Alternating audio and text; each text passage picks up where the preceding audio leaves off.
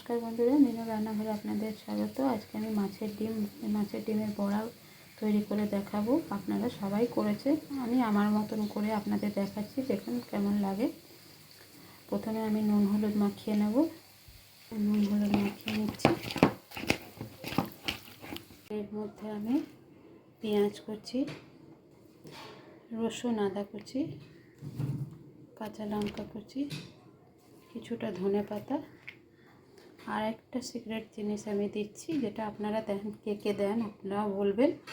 আমি যেটা দিচ্ছি, একটা হাঁসের ডিম ফেটিয়ে আমি দিয়ে দেবো।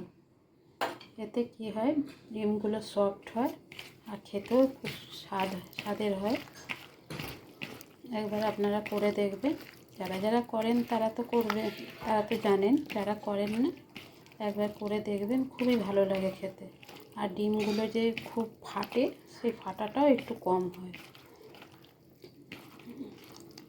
এবার ভালো করে মাখিয়ে নিয়ে এবার আমি এক এক করে ডিমগুলোকে ভেজে তুলে রাখবো। এবার আমি ফ্রাই প্যানে তেল গরম করে নিচ্ছি। এবার এক এক করে আমি ডিমগুলোকে ভেজে তুলব।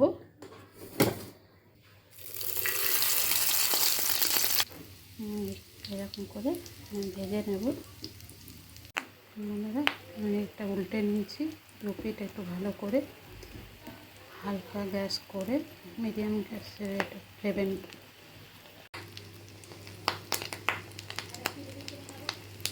আমি এক এক করে ওটাকে ভেজে নিচ্ছি। আমার তৈরি মাছের ডিমের বড়া। এরকমভাবে বড়া আপনারা কারা কারা করেন কমেন্ট করে জানাবেন। আর লাইক, শেয়ার, ফলো, সাবস্ক্রাইব করে পাশে থাকার অনুরোধ রইল। ধন্যবাদ।